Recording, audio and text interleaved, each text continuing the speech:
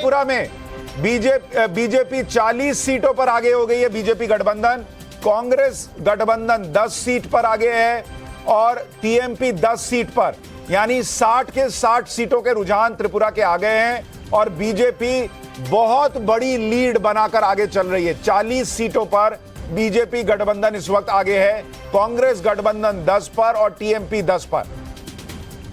अब नीजेश जी मुझे यह बताइए, क्या अगर कांग्रेस और लेफ्ट का गठबंधन नहीं होता तो क्या कांग्रेस और लेफ्ट को ज्यादा सीटें आती, या ये गठबंधन हो गया इसलिए ये 10 पर है, वरना ये भी नहीं होता? मैं अगर आप सुशांत ये बताएंगे कि ये जो 10 कांग्रेस और सीपीएम का या कांग्रेस, ये निकलवा लेता हूं जरा, ये 10 का ब्रेकअप भी दे दीजिए कि कांग्रेस कितनी है और लेफ्ट कितनी है। बात एक, लेकिन आप ये देखिए ना पश्चिम बंगाल में क्या हुआ, दोनों ने गठबंधन किया और आया क्या? कुछ नहीं, जीरो आया। कांग्रेस उत्तर प्रदेश में गठबंधन किया समाजवादी पार्टी से, कितनी सीटें मिली? अभी तो कांग्रेस तो कहीं है ही नहीं ना कहीं भी, और ये कहते हैं कि हमारा नेतृत्व स्वीकार करे समूचा विपक्ष। 3 राज्यों के दम पर कह रहे हैं पूरे देश में हम करेंगे जी। आप बताइए कहां पर है? राजस्थान, छत्तीसगढ़, हिमाचल, इस समय 3 है और 3.25 वहां पर है झारखंड में।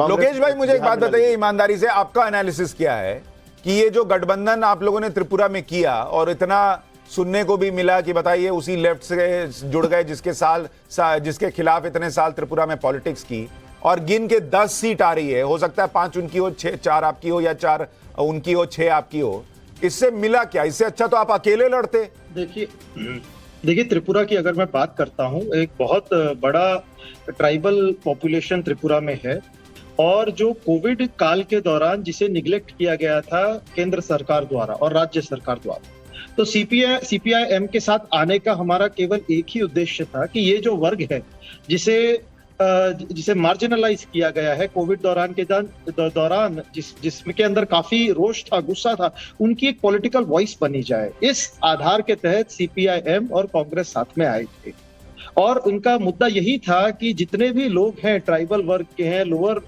जो मार्जिनलाइज सेक्शन है, जो कोविड के बाद जब इन्होंने अपनी सभी सोशल सिक्योरिटी नेट कम किए, इनका जो है इनकी एक आवाज बने, इनकी एक मांग ऊपर लेकर जाए और इनकी मांग के आधार पर जो है चुनाव। लोकेश भाई मुझे ये बताइए, ये कांग्रेस के अंदर ये कॉन्फिडेंस क्यों नहीं आता कि हम अकेले इन सब की आवाज बन सकते हैं? आपको क्यों लगता है कि जब तक मिल के नहीं जाएंगे तब तक बीजेपी के खिलाफ लोगों का वोट नहीं पड़ेगा?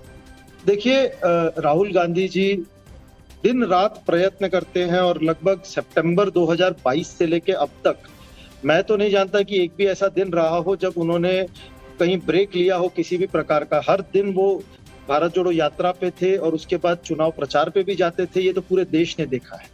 और दूसरी बात, पर वो तो अलग था ना सर, उसका तो चुनाव से लेना देना नहीं है, वो मेहनत अलग कर दीजिए। बात पे आता हूँ मैं बात पे आता हूँ। देखिए रीजनल पॉलिटिकल पार्टीज की भी अगर हम बात करते हैं, ये एक बहुत बड़ा मुद्दा उठ के आया है बीजेपी की जीत के लिए, क्योंकि ये जो सोशल बेस है उसको डिवाइड कर देता है।